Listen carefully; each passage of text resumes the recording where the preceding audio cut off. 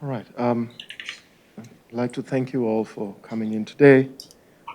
This is part of our programming for the Black Archival Imagination Lab. And I'm just going to give you a sense of what the lab is trying to accomplish.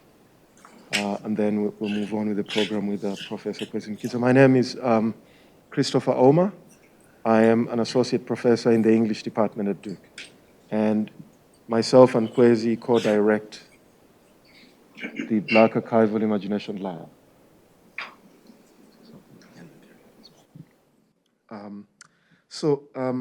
What do we mean when we invoke the idea of the Black Archive?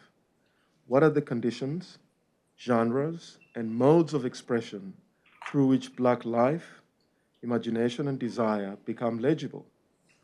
These questions complicate how we understand the concept of the archive.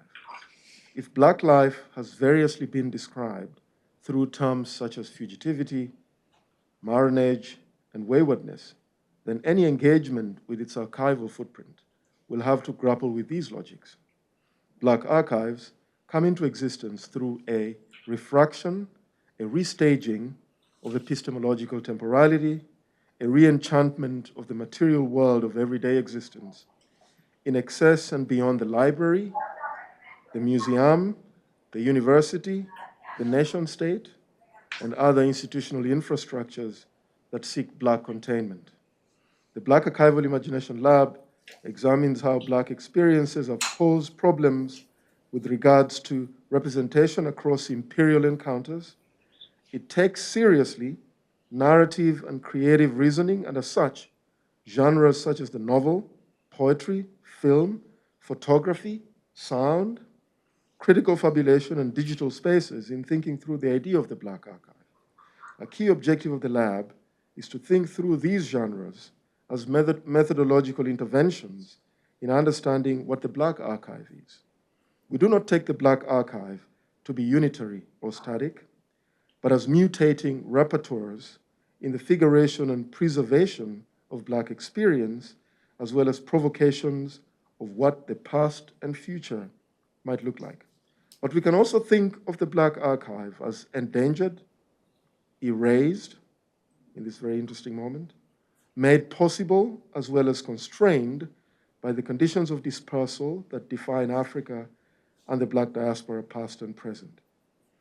This event and the Black Archival Imagination Lab is co-sponsored by the Franklin Humanities Institute, the Office of Global Affairs, the Department of African and African Studies, and the English Department. Thank you.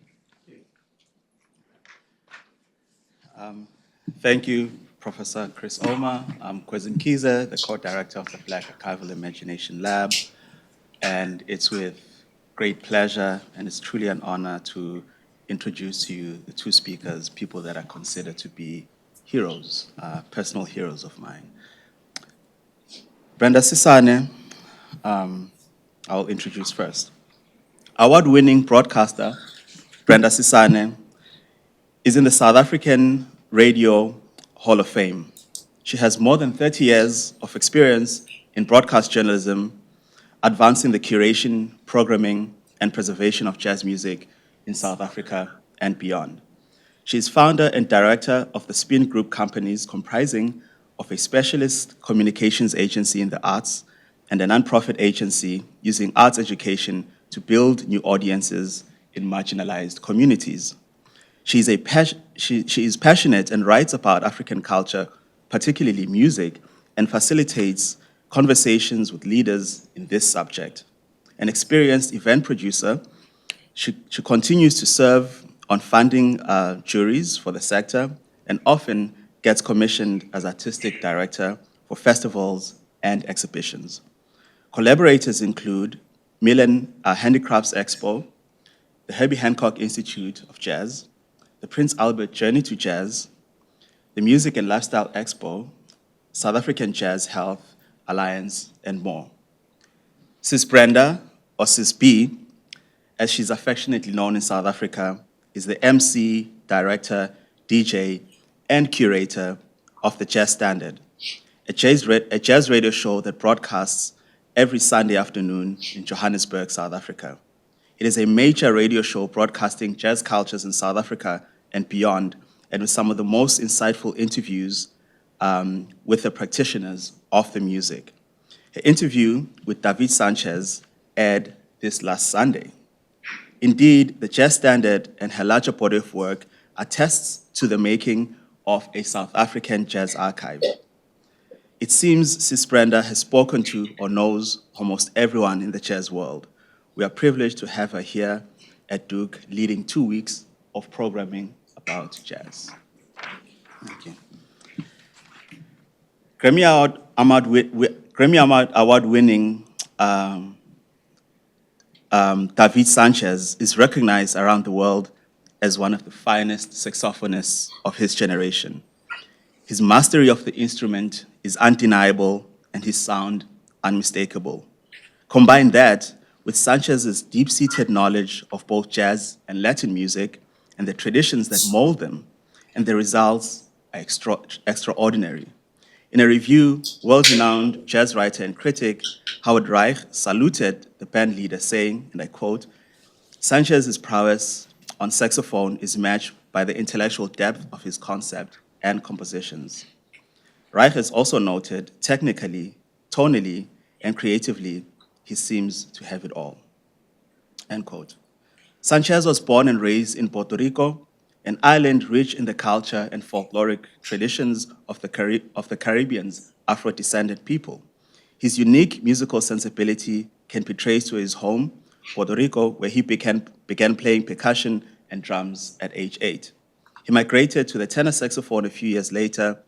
While a scholar at the prestigious La Escuela Libre de Música in San Juan, he took up the flute, clarinet, and saxophone, soprano saxophone, with teachers Angel Moreno and Leslie Lopez.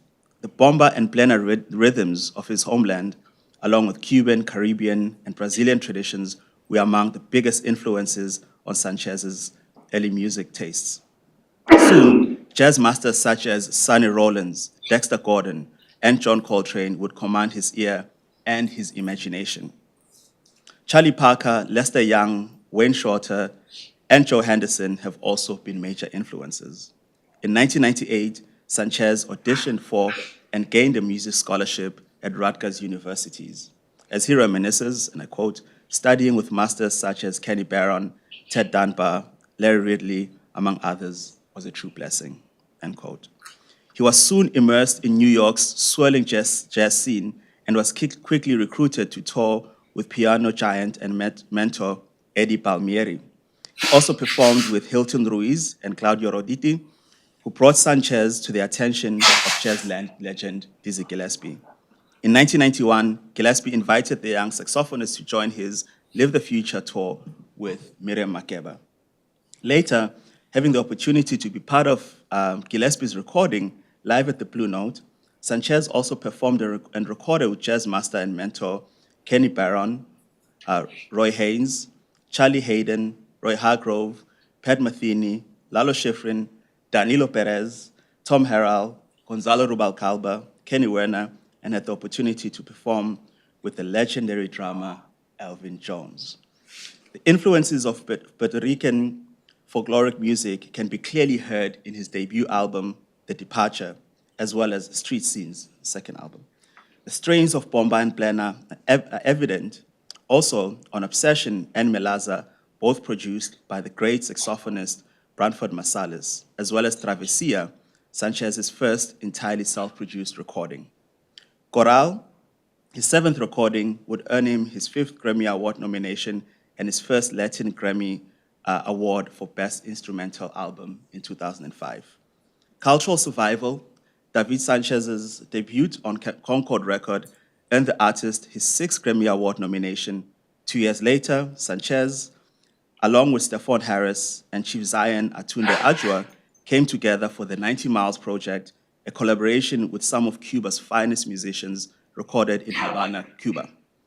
Much like his early collaborator and musical kin, the late Roy Hargrove's Habana, released in 1998, which featured Sánchez, the 90 Miles Project turned to music as a source of cultural unity, connecting African American and Caribbean traditions in times of social and economic difficulty. Sánchez is a member of the San Francisco Jazz Collective, or SF Jazz Collective, and continues to tour the world as a band leader, bringing his mix of mainstream jazz with Pan-African influences to global audiences. His most recent recording, Carib, was released in 2019.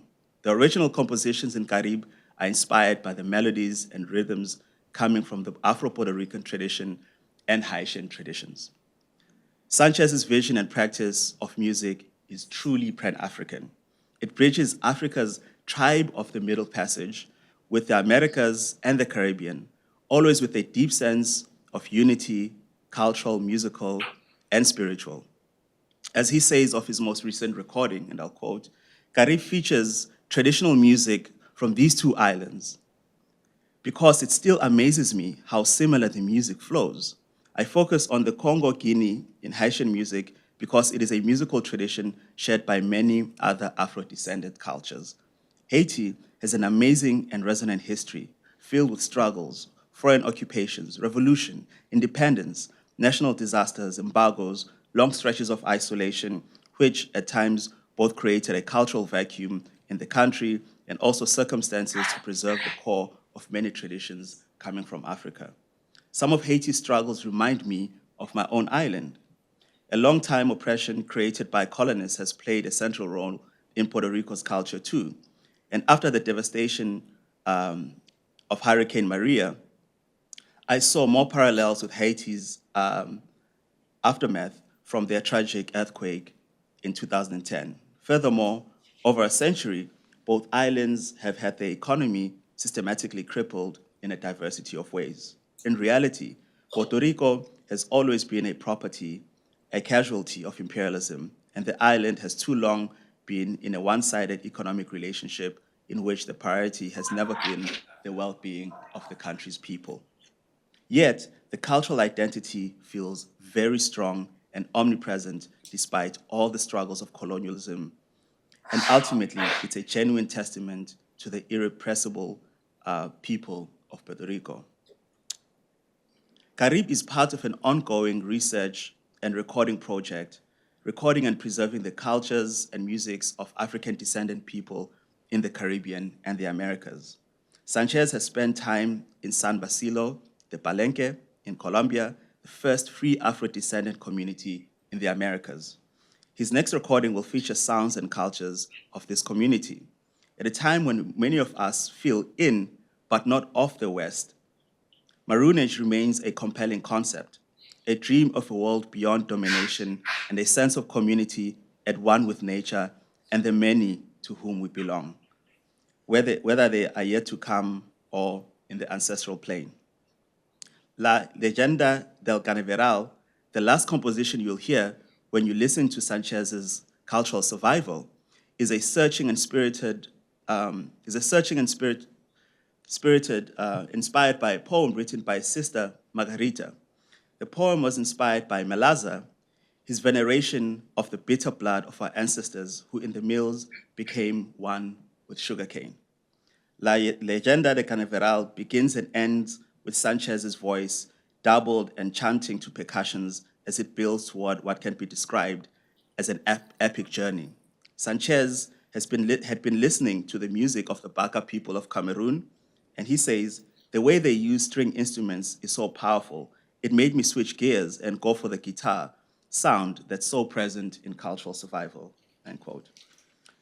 The chants, also inspired by the Baka people, feel in and of themselves like a call to cultural survival, as a way of the Baka people have been denigrated by colonialism, climate change, and environmental destruction.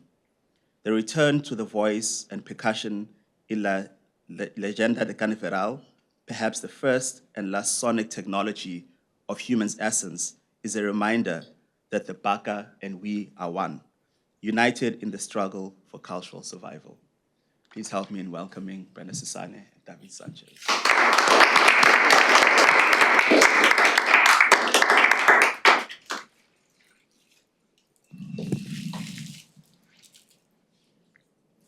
Thank you very much for such an incredible introduction.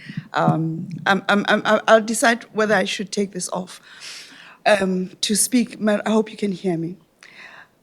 I really appreciate this. Thank you, David, for the opportunity to be talking to you. It's a pleasure. A privilege to be in this moment, and I thank our hosts for this. Our conversation on Pan-African jazz is something I believe began a long time ago. I think the whole story of slavery is where it all started. And I think this is a continuum of an important conversation. I'll start here, David, just so that we can get going. A famous South African author and inaugurated as South Africa's National Poet Laureate said that all cultural explorers start off from specific roots which color the vision and define the allegiances of the work that they produce. His name is Korapetsi Kgositsile. And I believe in the way you're going to introduce yourself, you'd like to tell us what is your allegiance, where does it all start for you? And I think these videos will do it all. But before we do that, hello. It's a pleasure, true pleasure to be here. Thank you so much for inviting me. It's an honor. Yeah, I'm thrilled because I think it's important to, in my case, we write music, we are, in a way, researchers, we use music and culture to just actually, honestly, learn more about ourselves and find direction. Um, my, I have to say that uh, I was blessed to, growing up in Puerto Rico, have a family that, although it was not a musical family or anything, they all love music. My brother does, is a percussionist, and I'm going to talk more about him later. But for me, it was special because in that household, my father, he was a music fan, devoted music listener. And then my mother, she was the one with the talent.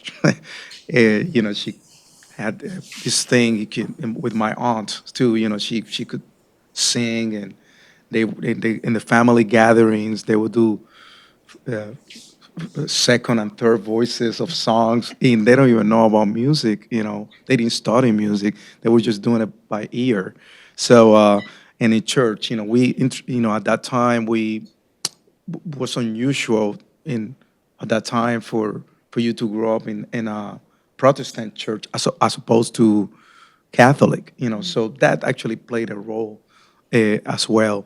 So, and then my sister with all these uh, amazing, uh, diverse musical palette, from music from Brazil to the Caribbean, South America, the Caribbean, Western European music, jazz. She was the one that actually brought the first jazz recordings in the house, as a matter of fact.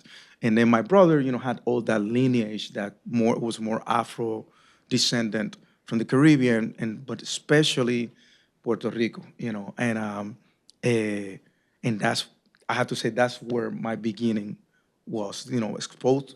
Yeah, I'm the youngest by almost 10 years, the middle one. So that gives me an advantage, because, you growing up with all those influences. Yeah. But then when my brother really started getting closer and finding out more about the roots music of Puerto Rico, especially bomba and plena, both. But for me, both of them have a very important role in my development. But there was something about bomba that resonated in a way, and I'm not sure how to explain it, but it really resonated because surely, after finding and discovering the traditions in Puerto Rico that come that at such a small island, you find yet all these diverse ways of playing for being such a small place. So but then sooner, like very, shortly after that, I actually started discovering all the islands in the Caribbean, and I'm like, wait, I see there's a connection in here. You call it this way, we call it this other way, and these have the same, yet has the same purpose in terms of the music itself, and where music is not just to be played, but it plays a fundamental role in day-to-day basis, for whatever that might be. So that was fundamental for me to later on when I was writing music, playing music.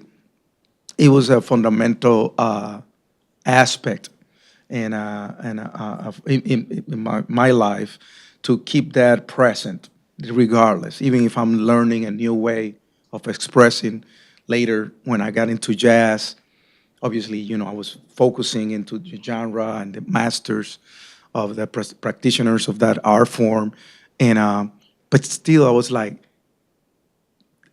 yet making it for me was nothing different, totally different of the tradition that I was coming from. I actually could maybe not intellectually put together, but at that time, but I something that I actually felt. It's like this comes from the same place. The lineage is the same.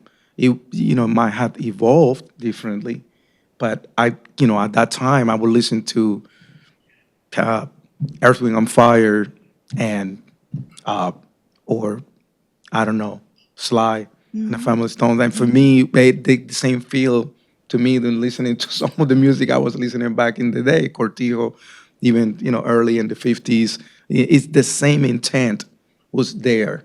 So it's not like, oh, that's different. The uh, the division and the segregation of styles of music that came late. That's just marketing. That's marketing. It has nothing to do with the music and the reality of where the music, Yeah. the tree, comes itself. So for me, I will have to start from Rafael Cepeda because and the Cepeda family with the Caridad Brenes.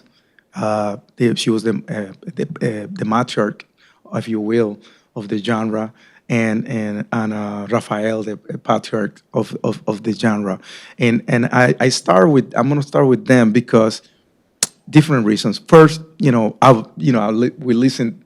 My favorite and most influential group in the early 50s throughout maybe the 60s was Cortijo, Rafael Cortijo, and that was his main influence. Right. So Rafael Cortijo actually, from him, I got to Rafael Cepeda. And then secondly, because a few years later, my brother ended up playing with the actual family. He was one of the members that was not part of the family, but he and they had steady performances that they would do every Friday at a hotel in Puerto Rico. And honestly, at that time in the 80s, it was mainly tourists that were going you know, to that hotel, La Hotel La Concha, and and I was already studying music, my formal studies in music, but I would, and that's a longer story. I will get into it later. I really didn't want to study saxophone. I'll get to it later. When I went to a performing arts school, I went to Escuela Libre de Música. I took all the you had to audition, and anyway, I did not end up playing percussion, which is what I wanted.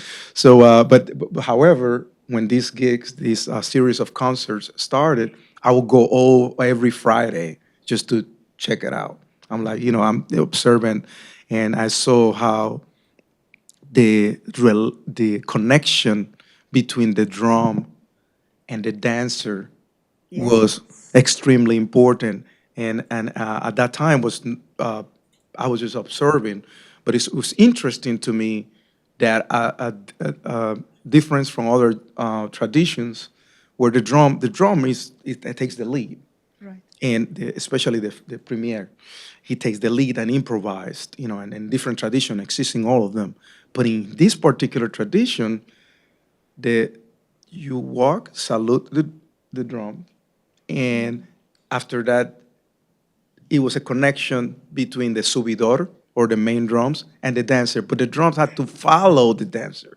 So it's the other way around. So I had to pay attention to all, it's not just play anything you want to play. You have to really be checking movements, and that not necessarily in the legs. It could be like here, it could be in the hips, it could be, all that dynamic. For me, that was fascinating because you really have to connect.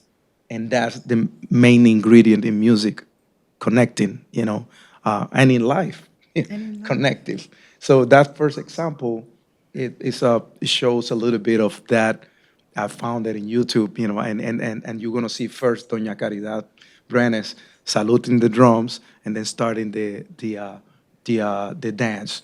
And this particular tradition is Juba, or Juba, which, Juba. and I chose it first too because it's a way that Juba exists in all these traditions, in Haiti, in Cuba, Dominican Republic, in New Orleans. If you go to Congo Square, you say the slaves were allowed to actually gather on Sundays, having that French, Spanish, Catholic influence in one of the few places in the United States.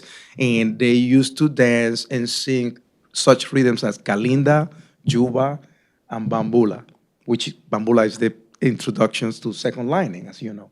So, but this first example is, I wanted to pick the Juba. Yeah, I think we should. Yo no declaré. ¡Ay, que Petroni la Gilbert! Que yo no declaré. Petroni la Gilbert, yo no declaré. ¡Ay, que si me dijo el cura, también me dijo el juez! Yo. Petroni la Gilbert, yo no declaré. ¡Ay, que yo no declaré! Yo no declaré. Petroni la Gilbert, yo no declaré. ¡Ay, que Petroni la Gilbert! Que yo no declaré. Petroni la Gilbert, yo no declaré. ¡Ay, que yo lo vi en el piso! Petroni la Gilbert, yo no declaré. ¡Ay, que yo no declaré! ¡Yo no declaré! Petroni la Gilbert, yo no declaré. ¡Ay, que Petroni la Gilbert, que yo no declaré! Petroni la Gilbert, yo no declaré. That's a little brief, a short of. I wanted to. I chose specifically that one because of the Juba and the connection there is with the Juba tradition, which is in 6/8, and is a more people. This is for debate, but the different people said was is spiritual, contemplative, and since in 6/8, it has that trance type of aspect in the rhythm, within that tradition. Right. And then should I go to a second example right away, or should we? I think we go through all the examples because they define how you started, and that's how you'd like to introduce yourself, right? Yeah. But I think what's important is that you're taking us through also what I believe is important information to understand, these practices that come from an era and how you are continuing with them in contemporary times. So maybe we should go to the second. And the second one, just to a brief overview, is also as important. It's a different.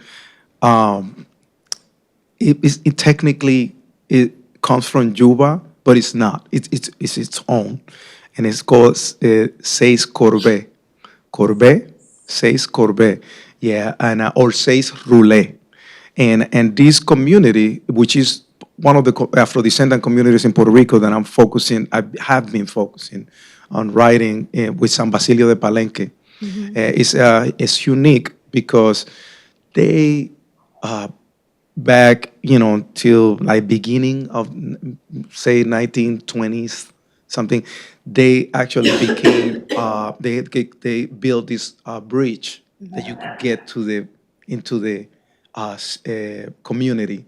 Before that, once you would reach that, you have to go in a boat or something. So that exhalation brought something totally different from that community, including migrations from people of other Afro-descendant people from other islands.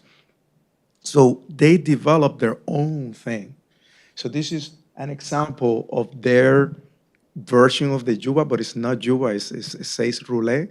And it's a whole different way of dancing. Is actually one of the fastest rhythms also in the island. Juba, I mean, seis corbe and or seis roulé and seis corrido. They're the two main rhythms there. And Baquine, of course, it is like it's a rhythm that is slower, and it was more like a funeral procession type of rhythm. And interesting, I've been learning that a lot of rhythms actually come first from processions, and then they evolve into something different. Anyway, these are the other family that was influential to me, and they're from Loíza, Puerto Rico, and they call La Familia Ayala. It's another family, Ayala family. Oh no. There you go, Smokey. There you go for your blood pressure right there.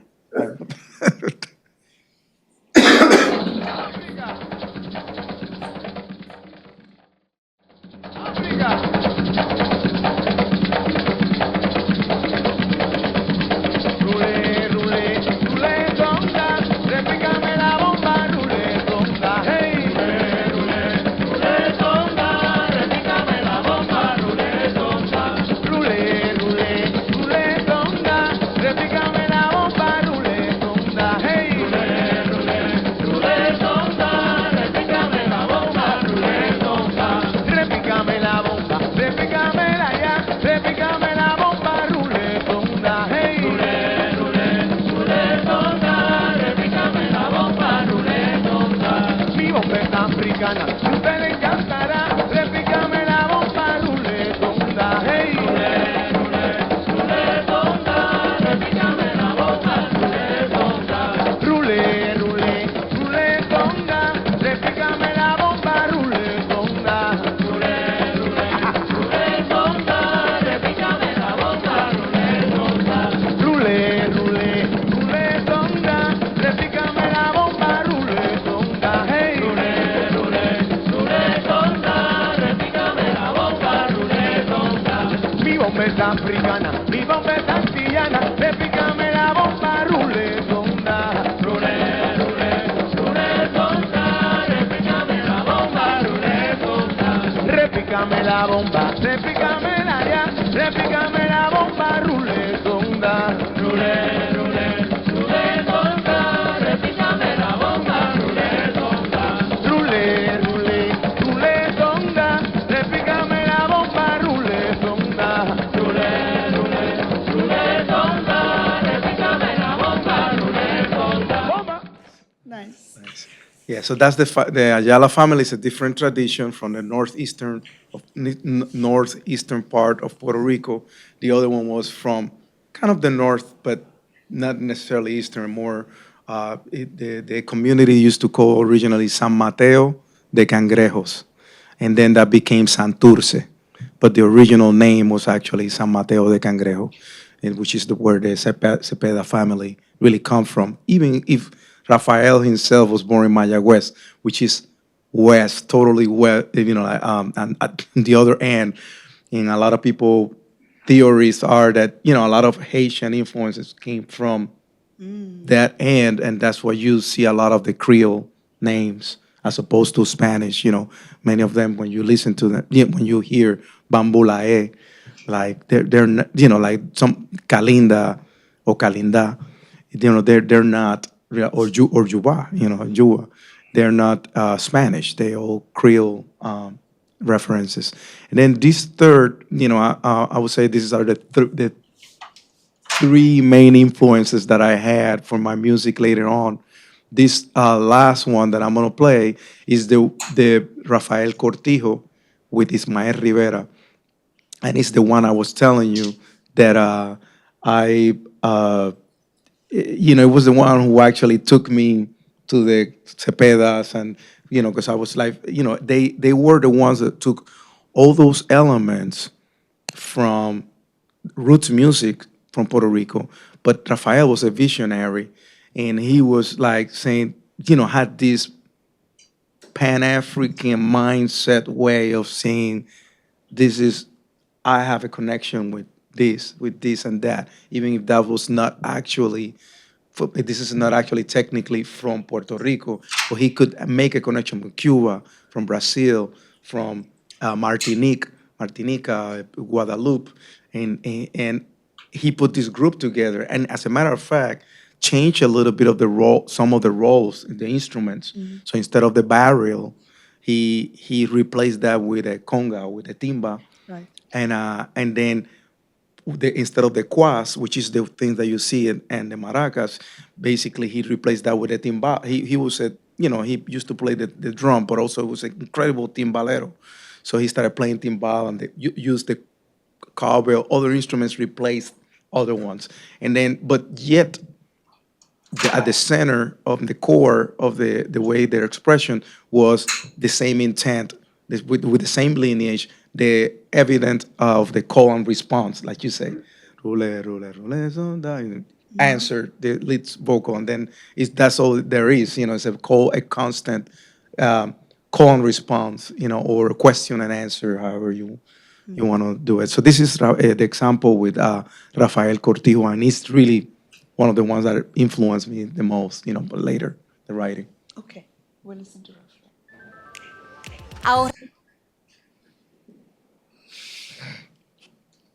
And you can rewind it, fast forward it to 05 or 07, so it's a little shorter.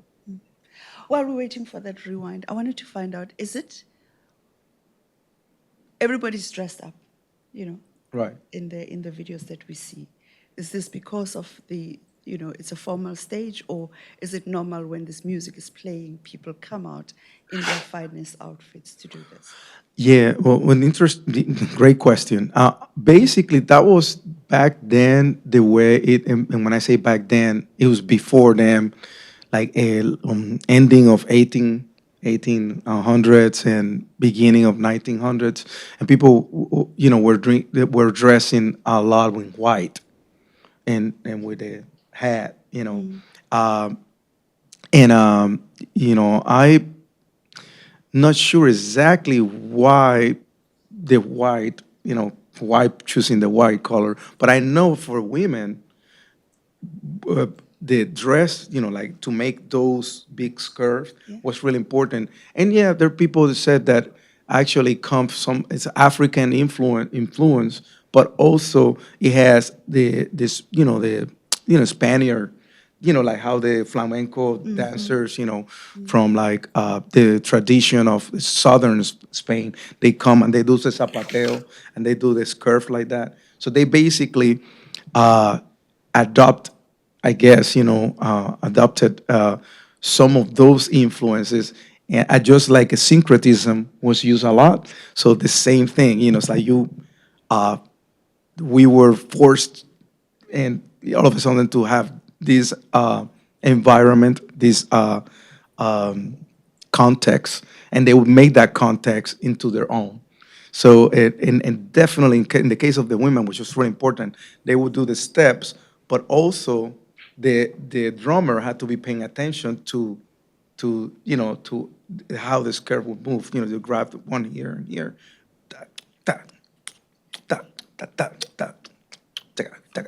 and they had to match whatever that was, along with all these movements here and all the other stuff, depending on the tradition. Because see, in the Loíza tradition, although they were dressing, how it's supposed to be, like it used to be, and they take their shoes off and stuff like that. In reality, what you see, you don't see as much of the skirt thing. You see the women just, it's a whole different thing. And it's because that tradition, there's way more movements of hip movement in these subtle, in the steps, like going backwards. And I wish I could do that to show you. But anyway, it's like a really, this is just a different thing. And so the skirt was not necessarily as relevant as in the other tradition. But that's a great question. It was a thing, it was after the cañaveral and the working people. They used to do these dances bomba dances, and that was your way of dressing up. So after working in the fields. For me, it's a very important answer that you're giving in the sense that you used the word creolized as well before that, and that when they're not at work, they want to come out in their finest on a Sunday to also be in the keeping with maybe their masters and what is expected of them, or maybe the fact that it's their day to come out in their finery. It's something that I recognize that also is contextual to South African music evolution and the culture of dressing up to go to that occasion. Exactly. But what would be interesting to me would also be the kind of singing that the men do, for instance, and that the women do. It almost feels like there's a training that takes place there, even the kind of dance, that you don't just step on that stage. You need to have done your work before you step on that stage. So by the time you're following the flip of the skirt with your drums, Right. you have worked hard for it. What is the community environment in preparing for that kind of success? Well, amazing question too. A lot of the people, the practitioners, and you see many of them, their training was their life. They were exposed to it since they were 5, whatever, 4. So you're seeing that, and then when you're a kid, you start, just like you're talking, you start repeating words, and then you come with your own Yes. statements. So same thing through music and dance. So then, of course, people that are not, we're not necessarily from there. Well, I mean, what is that? Then we need to go through a process of you give this respect of just being there, just checking it out. For me, it was, as I was saying earlier, it's fascinating when my brother started playing with Rafael Cepeda. Although I was already playing saxophone, I was like, I need to check this out. I don't know how, but I knew it was something clear in my mind that I said, I need to be checking this. This is who, this is me. And I need to learn this, even if I wasn't exposed to it when I was 5, or whatever, 4. I need to pay attention and give the respect. I'm never going to go out there and just do something that without knowing. But for me, it was important, and for the people who actually want to become dancers and stuff, it is intimidating because when you go to Lois, not too long ago, like a 6, 8 months ago or something, I went there and I went to the spot, one of the spots that is not necessarily Loiza, it's in between. But a lot of people from Loiza, it's interesting because a lot of people from Loiza come, a lot of people from Carolina, San Juan come they meet there sort of in the middle point. And we were just, hanging, it's gathering, sharing. And the group started playing, and there were some people, some young ladies that they had to be like 12, I don't know, or 13, I don't know. They were playing incredible. They were dancing, sorry, incredible, and had a sense of the music, how it was. So when other people come, you're like, okay, all right. So there's gonna be some people that don't care and they go there and they do whatever they can. But it's about sharing. The people, but they also have their parameters of, you know, okay, you need to get out. You disrespecting, like, so, yeah, right. You know what I mean? So there's always a little bit of that, and I'm not gonna lie to you, but ultimately it comes from experiences and the way this tradition, back in the day, it would start with the slowest, like to the ceremony would start with the slowest uh, um, dance tradition and a style, which is usually a paulé. It's like a slower, it's like an introduction to it, and people do the paseo, which just means like you go, in line and go on the old salute, the drum, and then it starts like that, and from there they move to the next style, and sometimes faster and faster. And it would usually end with the bambulae, which is fastest, or if it's in Loiza, then will be say corrido, which is like really fast, and would end like that. So anyway, but that's, but the bottom line is that ultimately it was each rhythm had a purpose. And I like a that. purpose. Like this is played because that, or this played because of this other thing. And that was the word for me. Sorry about that. We're going to go into it. But the word for me was ceremony, ritual, Ritual, yes. paying respect to the drum. All of these things that are part of the music culture. Yeah. And when we get into the formal music halls, I almost feel like we leave this behind because now these new spaces are deciding exactly how to present. Right. Because what I found fascinating and that very important was you speaking about music in the context of dancing. I mean, earlier on, we were looking for videos, and I could see you dancing to something that you're listening to. It's normal. And when you see a young 4-year-old responding that way, rhythmically, getting the steps right, it's because they are responding to the music. And there's there's an organic way in which all of this, is aroused in their own physique and system, even young people. So I'm going to ask us to play the little clip, and then maybe we can go into all of these. Right? Yeah. Okay.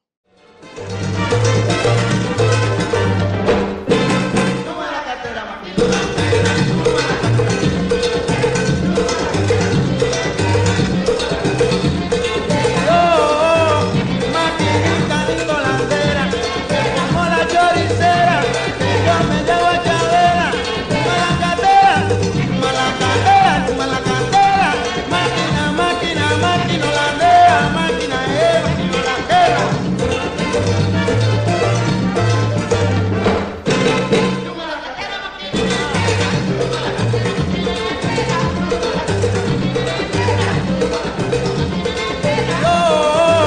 Maquinita lindo holandera, que yo me voy a vacilar, yo me llevaré tela para que corra con mi maquinita holandera, malacatera, máquina, máquina, máquina holandera, máquina máquina holandera.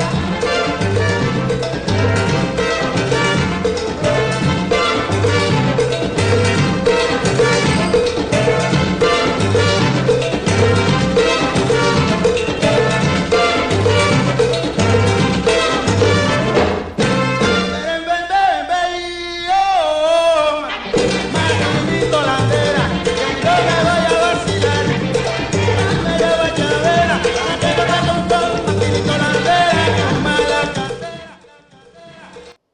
Do we have a year when this is happening? Oh yeah, that's like that has to be like 55, 56, something like that. Around the mid 50s, going into late Yeah. 50s. Yeah. So that as you see, he changed the setup. So instead of like the quas, he started a timbal, which is from the Cuban tradition, and he started doing the quas in the cowbell, and doing variations of some of the other bomba barrels. Bomba originally was alluded to the drums itself. So some people say they comes from Ashanti, Congo, the etymology of it. I leave that to those people to argue where they come from. That woma or bomba, it was referred to the drum itself. Yes. And then later on, because the enslaved actually took the wine barrels and they put goat skin in them and hammer them or put with ropes to Tighten. manipulate. Yeah, they change the pitch.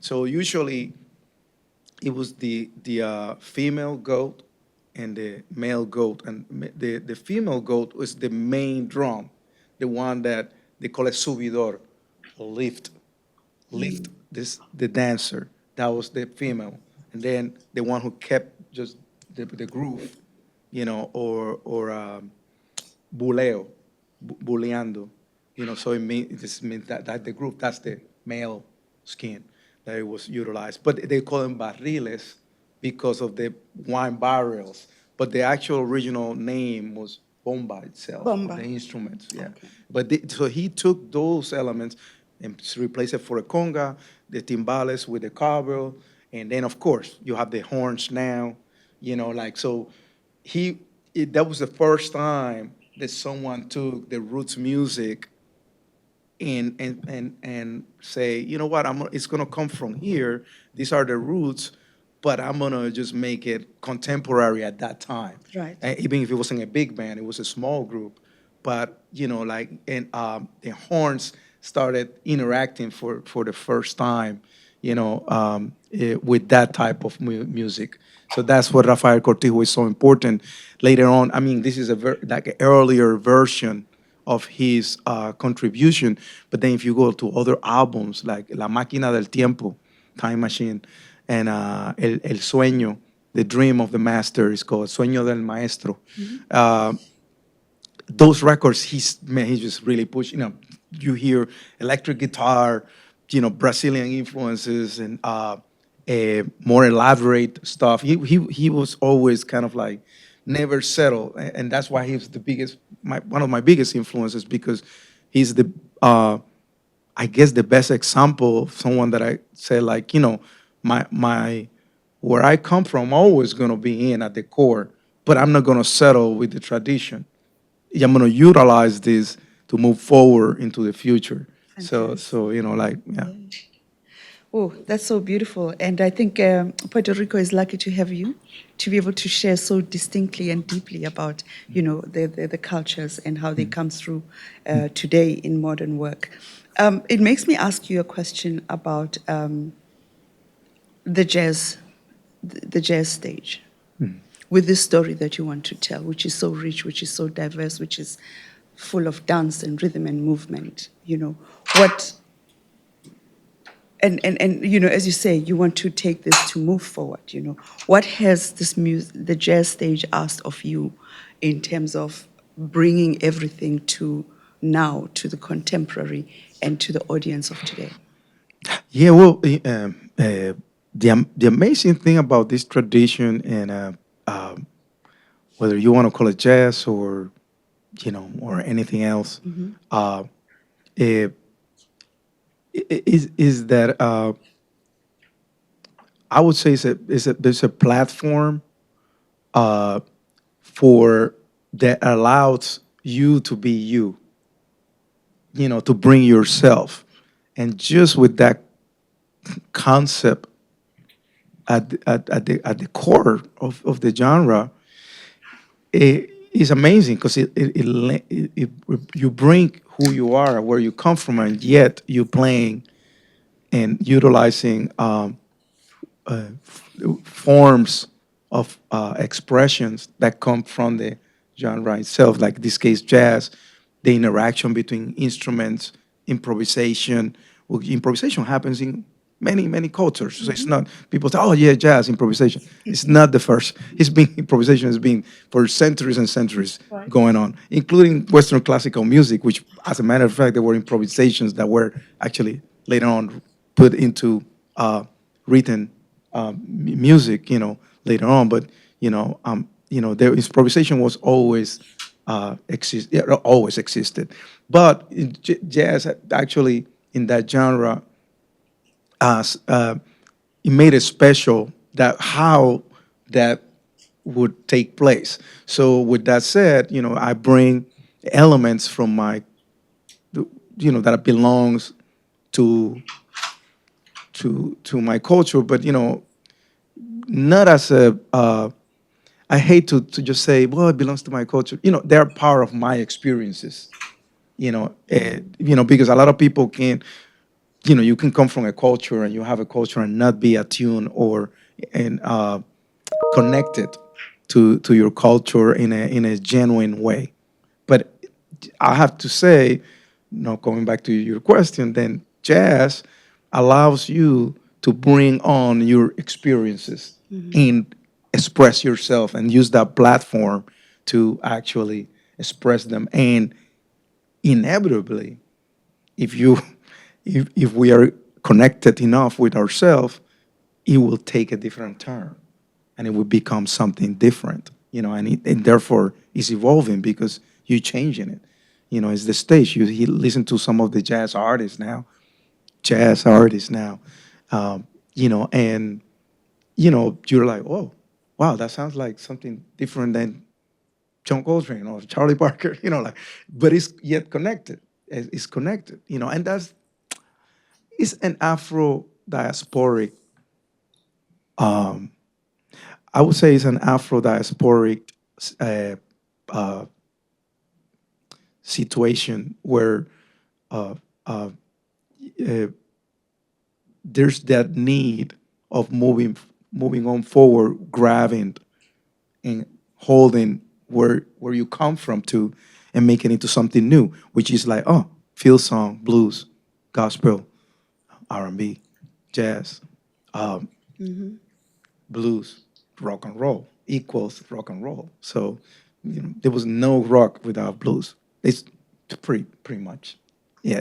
I think that's a fair uh, statement to say. So impossible. It would not be rock and roll with Delta without the Delta blues. So you have all that, and then it's like, you're like, okay, we did that. So hip hop, break dancing, then trap music. Then it just keep continuing. It's I think it's just that desire for survival actually brings that, and we're gonna continue this, and we're Yeah. gonna continue this, and but you're still moving on, and it's the same thing when it comes to jazz. It's just part of the tree, and that tree, have the trunk, you have the roots, you have all these limbs, and you keep growing, and, but it's still part of the same. It's still part of the same tree, or a river. It's the course of water, and then goes into the ocean. But before it went there, it was like really skinny, and then they got wider, then got skinny again, and then it got wider, and then there's And the the sea. sea, yeah. You know what I mean? So Our conversation is also about Pan-African music in the sense of finding what you are talking about in other areas or regions that are maybe of African descent or background. And some of the words that you're using are so familiar to me. I happen to speak Sitsonga and Shangaan, for instance, and the word bomba exists in my context, and it exists also as a movement, as a physical movement of dance. In fact, there's a particular sound ascribed to it. And interestingly, I've selected some videos to be able to show us a little bit about how this conversation carries on, for instance, in Southern Africa, but how Southern Africa is looking and finding the resonance in West Africa in the way that it comes through. And I just wanted us to go there because the question about Pan-African music is also the question of saying, what of Pan-African music are we removing? Are we erasing that, we don't necessarily have to, and that maybe it can inform us in the future of a different a way of doing things?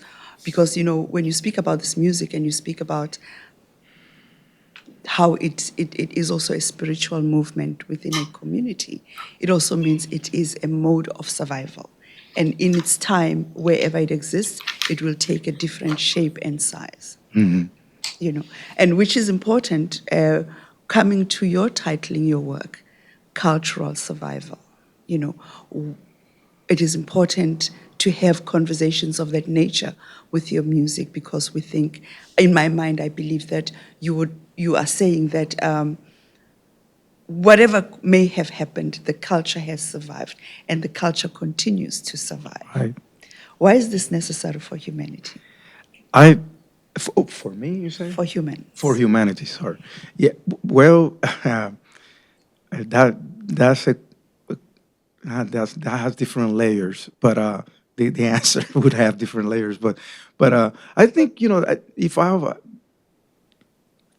I have to answer that, I think it's extremely important, because by being attuned and connected, at the end of the day, we can. It's easier to understand that we have more things in common than differences. That and when I say that, I said it in general. How things are, like something as simple as what I was saying before. Genres. How they kind of compartmentalized. Marketing. Compartmentalization. Yeah, like how they divide. Okay, this is gonna be right here. This is gonna be right there, and it's almost yes, segregating in a way.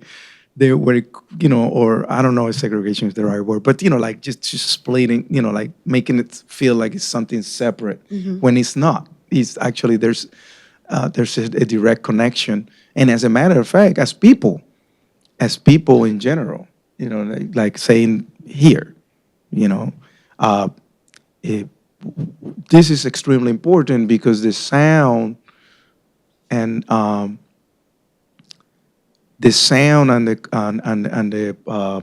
cultural patterns of a given place,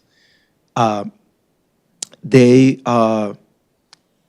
these traditions belong to the culture as a whole. It's not like, well, this is only here and this is only there. This is only for black people. This is only for that would be it's being complete. You know, how you say this? Cause and effect. Cause and effect. You got the cause and effect. The cause, we all know what caused all these things. The effect is like, it's embedded in the culture.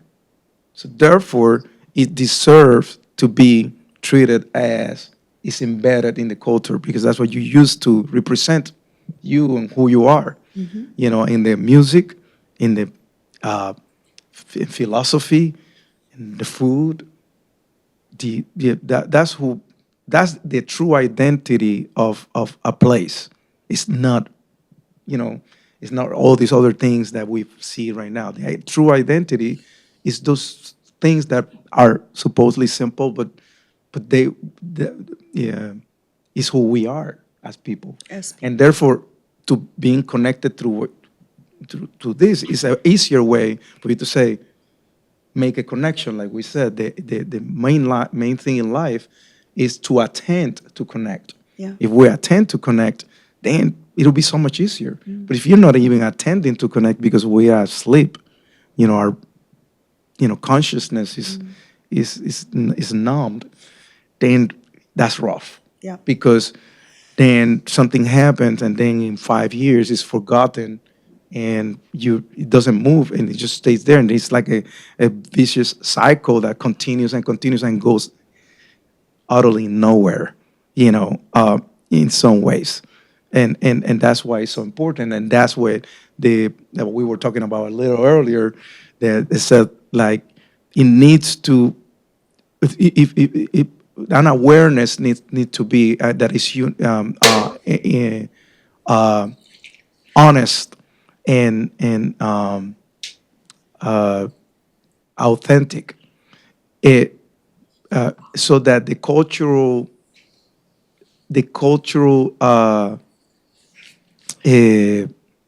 how you say when it's a hierarchy, the cultural hierarchy that exists in institutions, would kind of diminish. Because the truth is that there's a lot of there's a lot of efforts put into just one way of things, and then but it's ironic that they use like, oh, this is our music and our culture, and it's all, you see it everywhere, but then when it comes down to truly help develop that, and then all of a sudden you don't see it. You don't see it in funds. The allocating funds are all of a sudden gone. So what happened to the allocation of, this is important, right? So what happened? So why is so important to have an orchestra? Just an example. Just why is so important to have all these orchestras, which is important, classical orchestras doing these programs, concert series, and sometimes the seats are literally empty sometimes, but the funds are there. The funds are there for that to happen. But then, in the other hand, you have to have the seat full, and then you continue. Like why the funds are in one place and not the other. So there's something as simple as that. It tells you like, okay, something is not right here. something is not necessarily clear.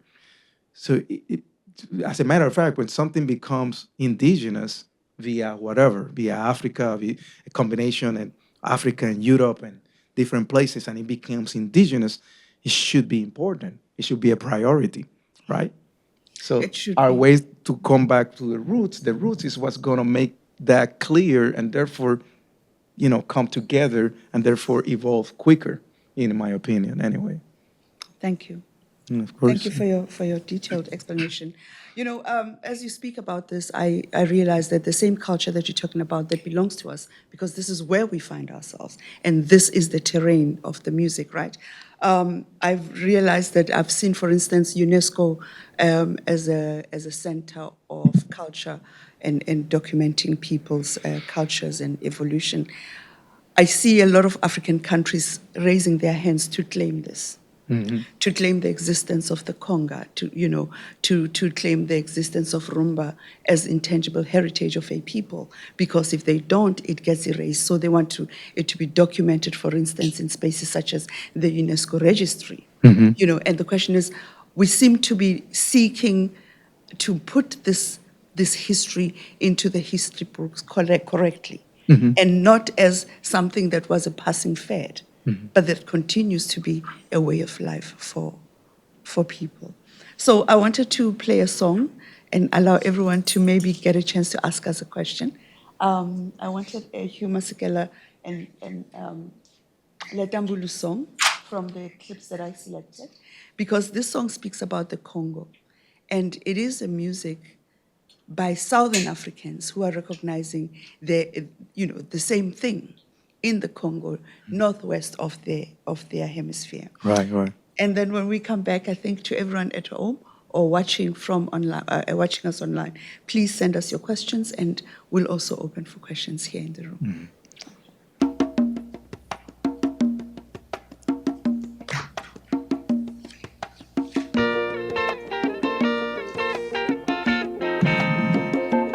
Around the same time.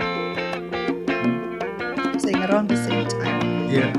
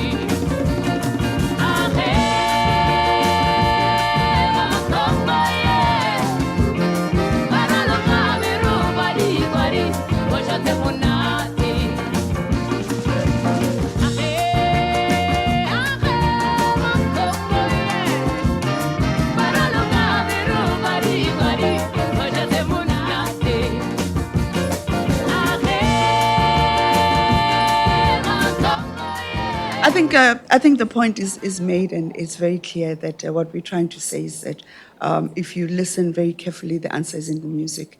You hear the sounds. When you trace the sounds, you can find them in the different pockets of the diaspora. What would be great is also to just imagine how we want to see the music of the continent, the music of the diaspora, and the music of the same people. I was saying yesterday that if you go online, you'll never find a repository that says these are the different regions and these are the different influences and this is how they speak to one another, which I think is a disservice to the music. Mm-hmm. And I think this work that is being done, for instance, by Bale, is the kind of work that asks us to imagine how that would look like and how that would be. And I think it's an important task to be undertaken. But having said that, I think it's not a conversation for the two of us. We're open for questions. Yeah. And for the sake of the video, we ask that you speak into the microphone. I'll float this around for anyone that needs it.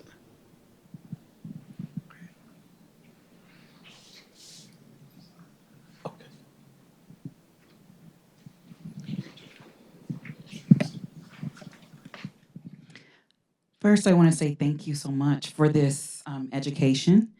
I'm not quite sure how to form my question yet, so bear with me. The thought that I had that comes to mind, even, coming in here, I'm a Black American woman from the rural South here in the United States. I am a descendant of enslaved African people. I do not know who my ancestors are. I don't know where they were from. And this conversation is important to me right now in terms of feeling, even with the song just now that just played, I felt it in my bones. I felt it in my cells. I was familiar with it. And I wonder what care or intention do you put into ensuring that people who may be disconnected, as you spoke to, from the culture, even though it lives within us, it feels familiar, like hip hop and the improvisation of that. I'm a huge hip hop person, and I can tie it back to so many things that I listen to now. What care or intention is put into ensuring that there is an educational part of your performance and the work that you do, so that we can move this culture forward, so that people can remember with some sort of certainty about, remember who they are or find out who they are as we navigate political climates, the one that we're in now, and so many other things. That's a question. Well, if I were to take that question, I would say maybe ask ourselves, maybe to remind us where we are from, but also to help others see where we are from, isn't it? And be able to see each other through the music and share. And not just look at the music as a specimen that tells us what happened and that is the past, but to say, how do we imagine ourselves within that ambit? And I think the care that should be taken is understanding that we need to contribute into the preservation of that information and the propagation of it through different channels, and to encourage journalism, for instance, to embrace it. There's a notion that some things are old-fashioned and some things make others uncomfortable, so let's not talk about it, let's sweep it under the rug. But then there's a void in terms of how people need to come together and coalesce. And I believe it's important that we talk about the music, we bring it to the open, the culture, and we make everybody understand where it comes from and fall in love with it in different ways. We don't have to practice it, but when we recognize it, we realize where it comes from. That's my take on your question. Yeah. And I echo same. And I was saying in the beginning that like Cortijo actually woke me up, in the sense of looking around, and be observant.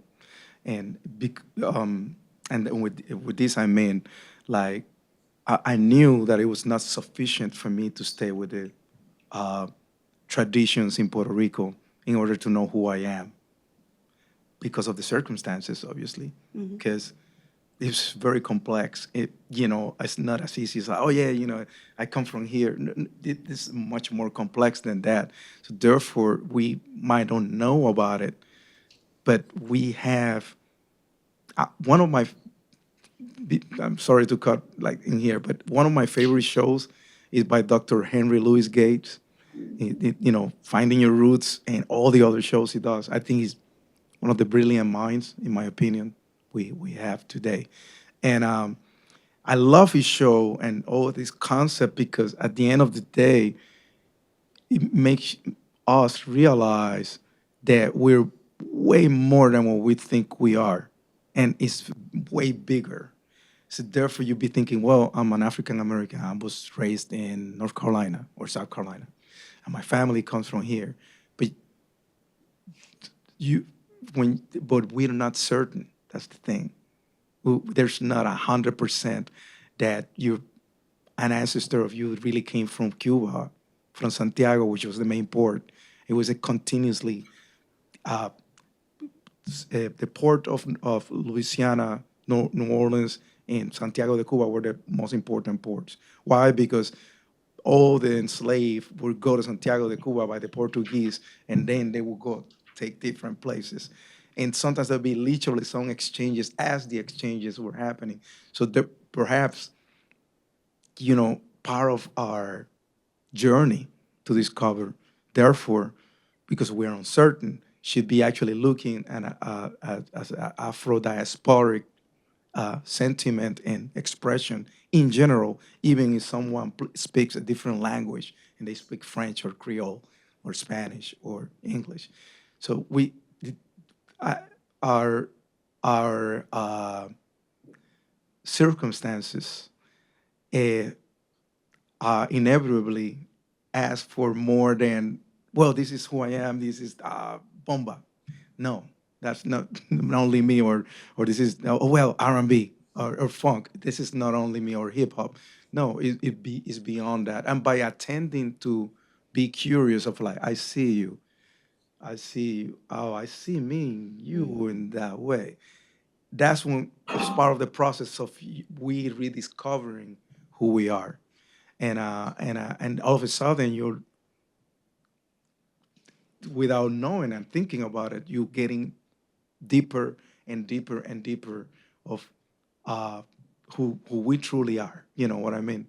And more complete anyway way of and of course the lineage is the same. The lineage is the same, but so much happened in between that it's pretty hard to tell. I mean, I see some cases in the show that they are like amazing. Like I remember the chapter with Eva DuVernay, the filmmaker, and she was so excited because there are people who's coming from Haiti, but then she had one side that came from the people that were refugees. They were received by the Spaniards. So in other words, they were French with their properties, and one side of her family, and then the other side was, she was crushed. I'm like, oh my God, like my ancestor came from, the people who asked for asylum after the disaster in the revolution of Haiti. But then on the other side, she had, so you have to, that's an example of seeing like, we have a bigger, our story is way bigger than what we think. And because of the circumstances, therefore, we have to dig in and kind of like, it's almost like a, how you say, a puzzle. And you got this part of the puzzle, and you're just trying to figure out what's the piece in here. I like that. I like that very much, David, because to be curious and to explore is to discover. I mean, if I were to give an example that during apartheid, there was no access to this form of knowledge. There was no access to the rest of the continent for an average person in South Africa, a Black person who was under this system.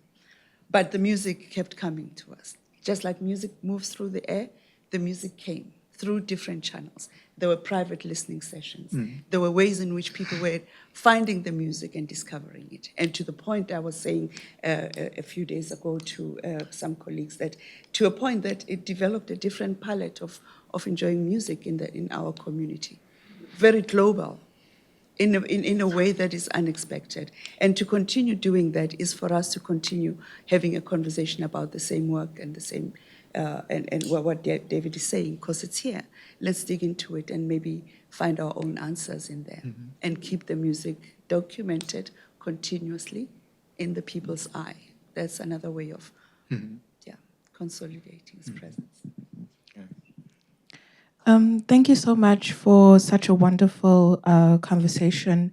It's really just mesmerizing to hear you guys sort of speak to each other. I guess mine is, I think it is a question more than it is a statement, really. And it's, I guess, coming off of what you've just noted right now.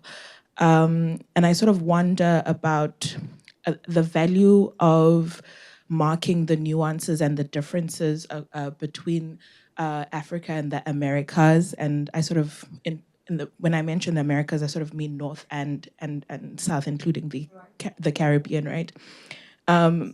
More particularly because there's a way in which whiteness and capital presents itself as stringent and uncomplicated and overarching, and I guess permeating across these spaces in a way where the differences amongst us are sort of marked as so far-fetched from each other. And I think more than anything, I am getting the sense that it's important to actually draw similarities as a way of binding the connections, which have, I guess, always been there. And I'm sort of wondering, and then what you would say about the music as a medium of connectivity.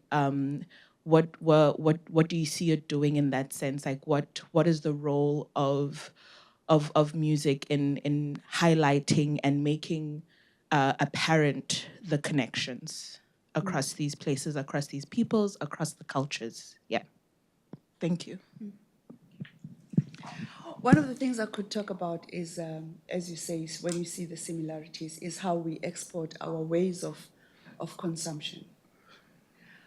I saw when some concerts were being brought into South Africa, and I just don't remember the names, but people would come dressed up and respond to the call to action because there's Black music and American expressions from African American, or whichever way it came through. People would respond to these kind of calls to attend these events, and they would respond in a sense of resonance and embracing, what they find to be new. Because the system that you refer to also makes us, the statements that come to say jazz is American music, it was founded on American soil, we don't mind that. But also jazz is Africans coming to terms with where they are, and what do we do with that narrative? Because it's, if we want to see differently, it's how we then look at that statement and make it universal in the way we take it to the next step, I think. But the challenge, again, is that capital does not recognize what you are talking about, because capital invests in those sponsorships, in the fundings that David was also talking about for these programs to live within the movements, the new migrations that we are making today. Hence, we find this kind of platform so necessary to engage. Yeah, exactly. I mean, the word migration, for example, when you don't understand the way, and I'm now more referring to here, right, the United States of America, when you don't actually see as a whole all the different components that form this, whatever this is, and how migration is at the core of those migrations voluntarily and other ones involuntarily, but bottom line is that there were different migrations. And that's what gave form to you. So if you're not clear about that and you don't make sure that actually enough people are clear via education, via information, etc., this is a problem because, yeah, there's going to be a tendency to different people are going to have their own narrative of what this is and how this became what has become, and then that's troubling because it's a lot of people coming from a lot of places, but yeah, the truth is that we hear the reality is that many of the things that have been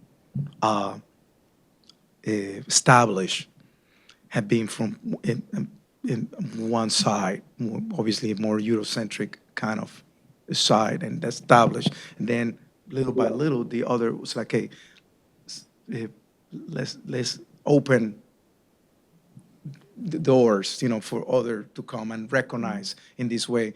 But they're baby steps, in my opinion. They're not true. It's not a true acknowledgement that we are those realities are part of everyone, because you were, in one way or the other, you had something to do with it. So that's you. You cannot just all of a sudden choose, oh, no, I'm this only. No. You say that you're from here, right? So that's you too. I cannot only say, well, I like this part of me. And this is really, by the way, this doesn't exist. No, I don't get to choose which parts I like, it is what it is. Mm-hmm. So until we have that clear, the society that we live in have that, like, actually there's a clarity on that coming from, from within. That's when maybe that day, whenever there's that clarity and that acknowledgement, it's nothing wrong. It's not being divisive or, no, it's just say, no, we did this, this is what's going on and it's okay. Now we're going to move on forward. And therefore, we're going to take charge of this. We're going to, accept who we are. So in order to move forward, but when you have not, you even have come to the step of accepting who you truly are, that's a bigger problem. And then it's going to affect financially where you're going to allocate the funds in order for something to develop or not, or et cetera, which has something to do with what I said before, like with the hierarchy of, then all of a sudden you have all these compartments of culture. Yeah, this is the culture, but really what's important is this one right here. And then you have this other one that contributed and this other one. No, it doesn't like that. It's one thing. You cannot be saying this one's more important and this one is less or whatever, or conveniently say, well, this is who we are, when it comes to one thing, and then when it comes to the other, no, this is who we are. No, you are all of it, or not. And then if you're not clear about that, then perhaps, you have some homework to do, and. The word co-productions, if there's no question at the moment, the word co-production comes to mind about how do we join hands to produce and share each other's knowledge. I mean, we've been having conversations about where would we take this conversation in physical form on stage. With David being such the kind of musician that he is, adventurous, having worked with different formations and where he sits right now, there's an interest for us. For instance, to actually take certain standards, classics, musics that are important and put them on stage within today's context and let the audiences across our societies engage them as one. And let's document them. Let's write the proper liner notes or even, magazine stories about the very same conversations. Much as a lot of African culture is relegated to oral, the times are asking for new ways to remember, and we should be responsive in terms, regardless where we sit professionally, find ways in which we speak to that. When we started, we spoke about how we are attached to the allegiances of how we were, our formative, moments, right? And I believe that culture is what we hold on to when we lose everything else. Our traditions, our practices is what we grapple with to remind ourselves who we are. Central to it is music and art and all those things. And I think and therefore that's how they continue to live through time. But I think if we want to be part of a world that is traveling into each other's territories and discovering each other, let's do that even in the way we produce knowledge or even cultural repository. We have one question from Zoom. If I can just ask it, and it really speaks to some of your current work, David, so maybe you can speak to that as well. So someone anonymous is asking, we also need to revitalize the cultural innovation of the diasporic memory, such as hosting events highlighting the shared histories of Haiti and the rest of the diaspora. Haiti is a symbol for us all. We have to continue on our journey to the promised land. Mm-hmm. Great statement. Is that the question? Question or statement? A statement or question? I mean, Yes. I'm not sure what the question is. Okay, I mean, you can answer it maybe in relation to how Carib is also evolving and how you're seeing Haiti, why that's important, and San Basilio de Palenque. Yes. And then maybe for Sis Brenda, someone is asking, the songs such as Roy Ayers featuring Fela Kuti, 2000 Black, have a deeper meaning. Can you expand? Such songs exist and need to be reimagined for young ones in the diaspora. Yeah, indeed. It's pretty much what I was saying before. Like, it's me as an Afro descendant from the Caribbean, Afro-Caribbean, and coming from a Puerto Rican perspective, obviously, because I'm from there, but yet in that journey, trying to find how there's which is that connection, and why do I feel like there's such a connection when I hear music that is not necessarily where I'm from. So that part of the journey, Carib is actually part of that journey. It started, I decided Haiti, it was not coincidental. It was because I just, from like 2000, I believe 2014, I became really curious, about, I in general, I'm a curious person. So when I hear something that kind of resonates, and immediately I'm start writing it down, I'm searching and finding out. I'm naturally like that. So I started that in like around 2014. Obviously, I was familiar with certain Haitian tradition before that, but I would say that year is when I really started getting into it.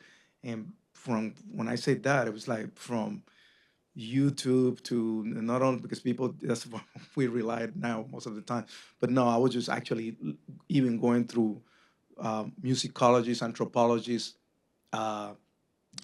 libraries such as Harold Collender, Alan Lomax. It was one of my favorite ones. The 1930s trip.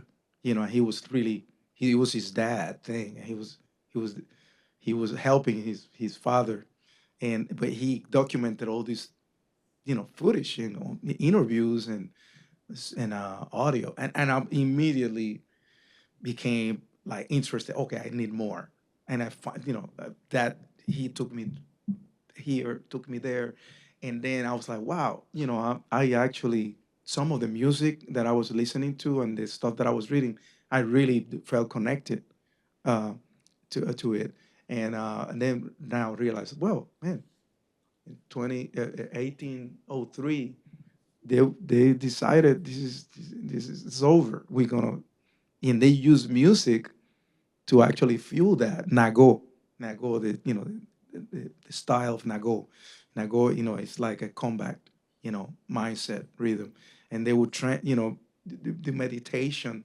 Vianago, and it helped them actually, the stories that really helped them to have that mindset to be able to thrive and actually get their freedom, emancipation.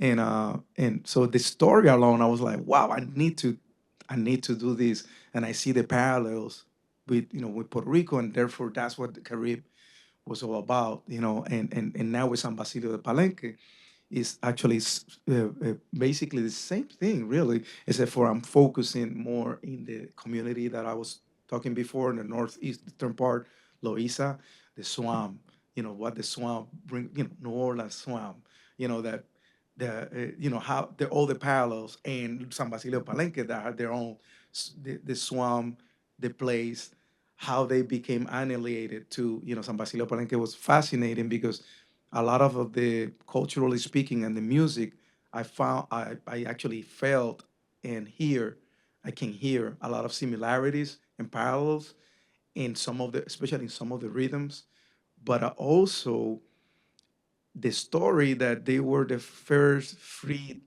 uh, Afro-descendant community of the whole entire Americas, because it was 1692 or 93, and they were helped being freed by the Bencos Bioho, and who was a maroon, and that's what it's called Palenque, which is maroon in the Palenquera language. Palenque means maroon. So it's just fascinating to me, and it's also fascinating me like the thing that I was saying about the Bakine, and for them it's Lumbalu. In the Lumbalu tradition is a procession, like how they place for 7 days for the spirit to go, you know, and I have one of the examples, that I forwarded, showed one of the most important practitioners of that art form, and on her own procession funeral, and they're playing a lumbalu, and it fascinates me that all these other styles came from lumbalu, which is a contemplative, spiritual kind of uh, uh, uh, it was used for that, spiritual. And then you have bullerengue, chalupa, mapale, all these other rhythms that actually came from lumbalu. And that's for me, that was like, wow, that is incredible, it's amazing. And it's a way of really, at the end of the day, knowing myself better. Like, I'm not seeing that as something foreign. I'm seeing that I'm connected to that. And I guess that's part of the journey right now. Amazing. Just to come back to that question, I wanted to go around about a little bit and just talk about how important the subject you brought up about the music tree. That one of the big things I believe we don't argue for is the conversation of the tree of music, as opposed to the bits and pieces that it's being chopped up to be. That no, this is what the music is, because it stops us from having this conversation about the music in its universal form. But also, I'm about to go attend a jazz conference at the end of the month, and the biggest conversation is how some of the artists that are selected for a showcase at that conference are being nitpicked about, to say, are they really a jazz artist? Are they really? And yet these are very rich African musicians that have, something to say. But what is the African dimension in terms of music expression, or even in terms of how to handle the question of genre and how to relate it to the practice of just musicking at large within that context? And I think curiosity is always a call to action. If we are curious enough to answer these questions, we will be able to find a solution. When we were talking yesterday about the fact that you had an opportunity to work with Miriam Makeba, as I was sitting and listening to this conversation, I was just thinking of that generation, about how they literally stood up for what they were curious about and that they believed should be changed or understood about their work. And I mean, if you think back to those times, it was against all odds that they could execute some of those events. So by the time we come to, the question of Roy Ayers and Fela Kuti, and I just think that we have to give kudos to the generation that is working right now. There's a hardworking generation that is traveling, that are addressing these issues in their different ways, because they say that you make a change from wherever you are. So there is a lot of that happening. But again, it is seen in isolation of the bigger picture, you know, which is what I'm inviting us to think about as we think about this music and to answer that question. And the second thing I think is give the right person the job. Give the job to the right person.